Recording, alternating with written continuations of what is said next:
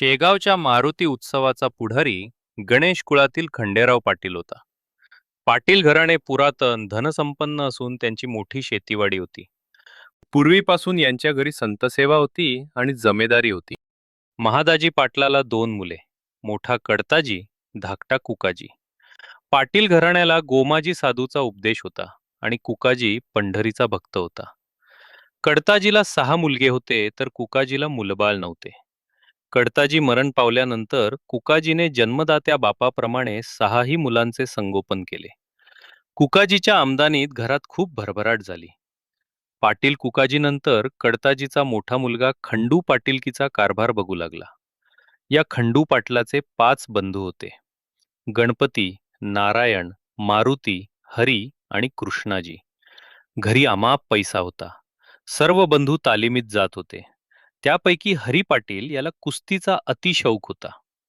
उत्सव जरी मारुतीचा होता तरी तेथे पाटलाचा मान मोठा होता. पाटील म्हणतील ते शब्द झेलणे लोकांना भाग होते. गावात नेहमी कटकटी, मारामाऱ्या होत. पाटील साऱ्या लोकांना एकाच मापाने मोजत असे. सगळ्यांवर अरेरावी करत असे. समोरचा सज्जन, साधुसंत, लहान थोर आहे याचा विचार न करता पाटील मनाला वाटेल तसे अध्वा तद्वा सगळ्यांना बोलत असे. अशा पाटील बंधूंनी देवळात येऊन महाराजांची हेटाळणी करणे सुरू केले.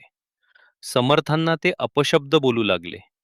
त्यातील एकजण म्हणत असे, तुला लोक योग योगेश्वर म्हणतात, त्याचे आम्हाला प्रत्यंतर दाखव. आमच्याबरोबर कुस्ती खेळ, नाहीतर आम्ही तुला मार देऊ. समर्थ त्यांचे सर्व बोलणे शांतपणे ऐकत पण त्यांना कधीही उत्तर देत नसत. उलट जराही न रागावता अवघे हसण्यावारी नेत. असा उर्मट प्रकार मंदिरात सारखा चालत असे. म्हणून भास्कर समर्थांना म्हणाला, महाराज, येथे राहू नका. चला आपण अकोल्याला जाऊ. ही पाटील पोरे खूप माजली आहेत. यांच्याशी संबंध नको. यांना श्रीमंतीची धुंदी आणि शक्तीचा माज आला आहे. यांच्या पाटीलकीच्या सत्तेपुढे इथे कोणाचे काही चालत नाही. त्यावर महाराज बोलले, भास्करा, थोडा दम धर. ही सारी पाटील मंडळी माझे परम भक्त आहेत. मात्र यांच्यापाशी विनम्रता नाही. पण त्यांचे मन पहा म्हणजे तुला कळेल. ही पाटलाची पोरे माझी लेकरे आहेत.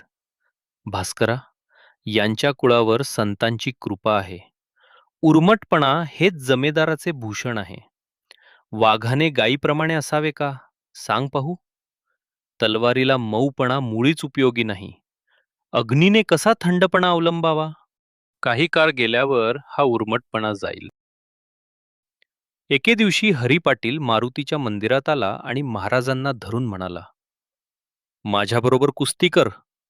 उगाच इथे गणगण गणात बोते म्हणत बसू नको. चल तालमीत जाऊ. तुला मी कुस्तीत चीत करीन. तुझं प्रस्थ खूप माजलं आहे. ते खरं का खोटं हे आज मला पडताळून पाहू दे. ते खरं झालं तर तुला मोठं बक्षीस देईन. समर्थांनी त्याला होकार दिला. ते दोघे तालमीमध्ये गेले. तिथे जाऊन गजानन खाली बसले आणि हरिपाटलाला म्हणाले, जर खरंच पैलवान असशील तर उठव मला. हरी पाटील उठवायला गेला पण अवघे प्रयत्न वाया गेले.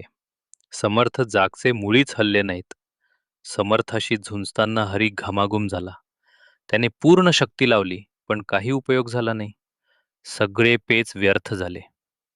हरीने मनात विचार केला, हा केवढा सशक्त आहे. अचल असा पर्वत सुद्धा याच्यापुढे उन्हा येईल. हा जरी किडकिडीत दिसतो तरी याची शक्ती हत्तीसारखी आहे. याने आजवर आमच्या कितीतरी खोड्या सहन केल्या. त्याचे कारण हेच की हा हत्तीसारखा बलवान आहे आणि आम्ही त्याच्या पुढे कोल्ह्यासारखे. म्हणून आमच्यावर रागावला नाही. कुत्र्यांच्या भुंकण्याला वाघ काय किंमत देणार.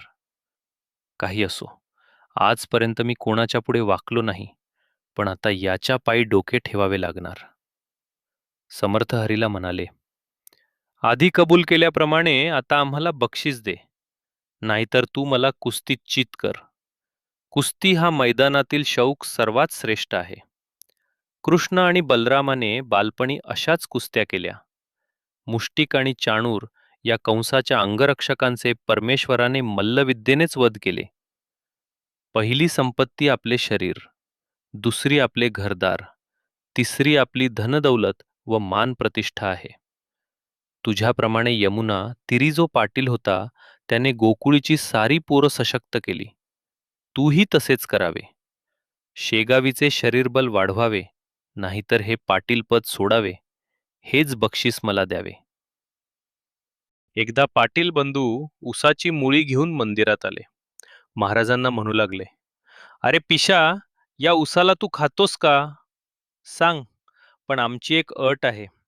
आम्ही उसाचे प्रहार करू, पण त्याचे वळ नाही उमटले तर तुला योगी मानू. हे ऐकून महाराज काही बोलले नाहीत. सुज्ञ वडील माणूस जसे पोरांचे बालिश चाळे दुर्लक्षित करतो, तसे महाराजांनी त्यांच्या बोलण्याकडे लक्ष दिले नाही. त्यावर मारुती म्हणाला, अरे, हा घाबरून उसाचा मार खाण्याला तयार नाही असे वाटते. मग गणपती म्हणाला, अरे मौन हीच संमती. आता काय पाहता? बाकीच्यांनी ऊस हाती घेतले आणि समर्थांना मारण्यासाठी अंगावर धावून गेले. हे पाहून मंदिरातील सर्व बायका माणसे भराभर पळू लागले. एकटा भास्कर तेवढा जवळ थांबला. भास्कर पोरांना विनवू लागला, अरे, समर्थांना उसाने मारू नका. तुमचा पाटील कुळात जन्म झाला, पण तुमचे अंतःकरण दीन लोकांसाठी दयाळू असावे. तुम्हाला हे साधू वाटत नसतील तर यांना हीन दीन समजून सोडून द्यावे, हेच योग्य आहे. अरे, शूर शिकारी वाघावर चाल करतो, उगीच बंदूक घेऊन नाकतोडा मारत नाही. मारुतीरायाने रावणाची लंका जाळली, उगाच दुर्बळांच्या झोपड्या नाही. यावर पोरे म्हणाली, सारे गावकरी अतिशय आदराने याला योग योगेश्वर म्हणतात, म्हणून आम्ही पडताळून पाहत आहोत. तुम्ही यात पडू नका, फक्त दुरून मौज पहा. असे बोलून ऊस हातात घेऊन समर्थांना मारू लागले.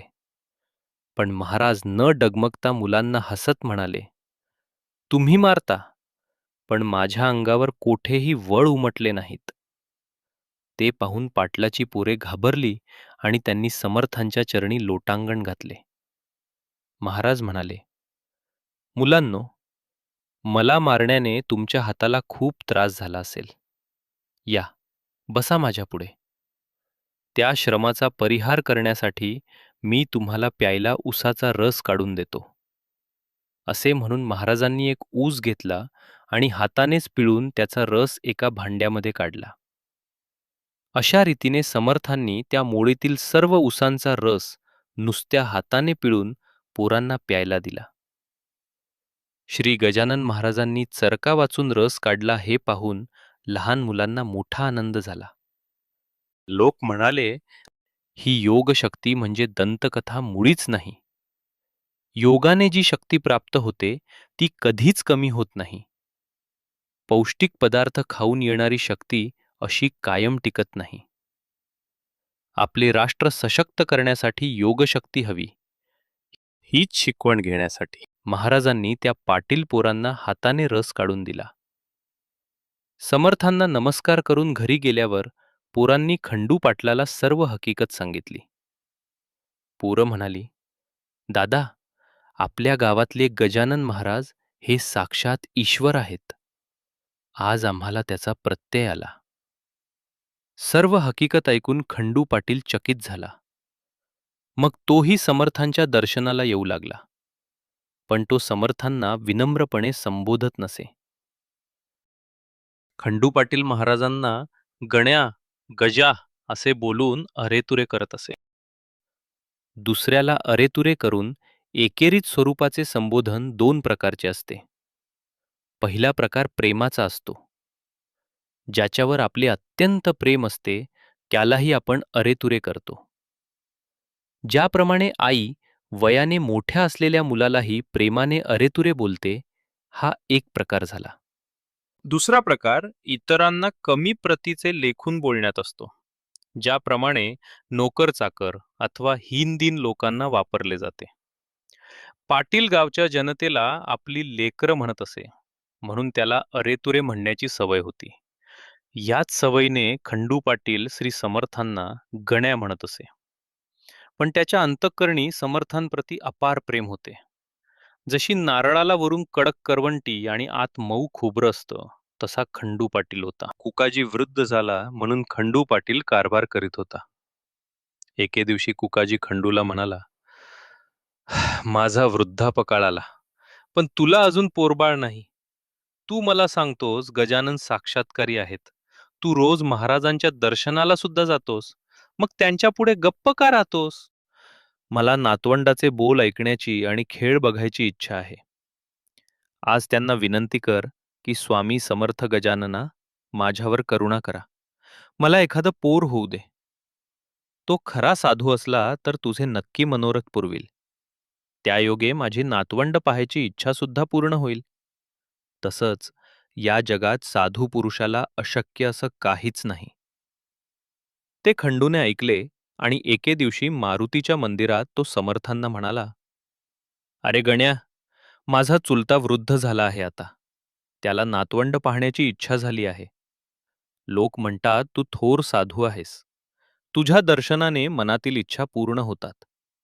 माझं मस्तक नित्य तुझ्या पायी आहे. तरी पण मी निपुत्रिक का राहावा? तू खरा साधू असल्याचे प्रत्यंतर दे. उगाच उशीर करू नको. हे ऐकून महाराज त्याला बोलले, आज हे उत्तम घडून आले. तूच आम्हाला याचना केलीस. तुझ्या हातात सत्ता व धन आहे. तू प्रयत्नवादी आहेस. मग आमच्याकडे का विनंती करतोस हे कळेना. धन आणि बलामुळे सर्व गोष्टी प्राप्त होतात असे लोक म्हणतात. तुझी भली मोठी शेती आहे. अनेक गिरण्या, दुकाने, पेढ्या आहेत. या वऱ्हाड प्रांतात तुझा शब्द कोणी मोडत नाही. मग आपणास पुत्र द्यायला क्या ब्रह्मदेवाला तूच का बरे आज्ञा देत नाहीस? हेच कोडे मला पडले आहे. खंडू बोलला, ही गोष्ट मानवाच्या प्रयत्नांच्या पलीकडील आहे. जगामध्ये पिके जरी पाण्यापासून येतात, तरी पाऊस पाडणे मानवाच्या हाती नाही. दुष्काळात सुपीक जमीनसुद्धा ओसाड पडतात. मात्र पाणी पडल्यानंतर मानव आपले कर्तृत्व चालवतो. तसाच हा प्रकार आहे. इथे मानवाचे काही चालत नाही. हे ऐकून समर्थ हसून म्हणाले, तू आत्ता माझ्याकडे पोराची याचना केलीस. पण याचना करणे म्हणजे भीक मागणे. तू आज हे केलंस म्हणून तुला जे बालक होईल त्याचे नाव भिक्या ठेव. पुत्र देणे सर्वतोपरी जरी माझ्या हाती नाही, तरी तुझ्यासाठी मी परमेश्वराकडे खरोखर विनंती करीन. तो माझे मागणे ऐकेल. त्याला हे काही जड नाही. माझे एक सांगणे ऐक. तू सधन आहेस. पुत्र झाल्यावर दरवर्षी ब्राह्मणांना बोलावून आमरसाचे भोजन घालत जा. खंडूने हे ऐकले आणि घरी येऊन कुकाजीला सांगितले. हे ऐकताच कुकाजीला खूप आनंद झाला. पुढे काही दिवसांनी समर्थाचे वचन खरे झाले. खंडू पाटलाची बायको गंगाबाई गरोदर राहिली आणि तिला पुत्र झाला. खंडू पाटील आणि कुकाजीच्या आनंदाला पारावार उरला नाही. त्याने अमाप दानधर्म केला. गरिबांना गूळ गहू दिले. गावातील मुलांना पेढे बर्फीचा खाऊ दिला. थाटात बारसे करून बाळाचे नाव भिकू ठेवले. पुढे बाळ थोडा मोठा झाल्यावर खंडूने ब्राह्मणांना आमरसाचे भोजन दिले. अजूनही ही प्रथा शेगावात चालू आहे. अशा रीतीने पुण्यपुरुषाची वाणी खरी झाली आणि पाटलाच्या ओसरीवर बाळ रांगू लागले.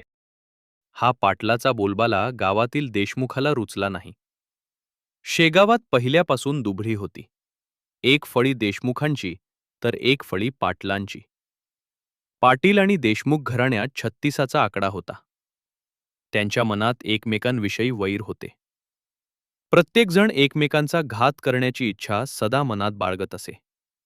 त्यांची मैत्री होणे अशक्य होते. कालांतराने कुकाजी स्वर्गवासी झाले. त्यामुळे खंडूचे उद्विग्न मन होऊन तो म्हणाला, आज पूर्णपणे माझे छत्र ढासळले. श्रीहरी, ज्या चुलत्याच्या जीवावर मी निर्भय होतो, तो माझा आधार तू का रे काढून नेलास? कुकाजी पाटलाचा देहांत झाल्यावर देशमुख मंडळींना पाटलावर बालंट आणायला पूर्ण सवड आणि संधी मिळाली. तो वृत्तांत 8व्या अध्यायात पाहू. जमीनदारी ही खरंच द्वेषाची खाण आहे. दासगणू महाराजांनी लिहिलेला गजानन विजय नावाचा हा ग्रंथ लोकांनी शुद्ध मनाने ऐकावा. 7वा अध्याय समाप्त. गण गण गणात बोते जय गजानन.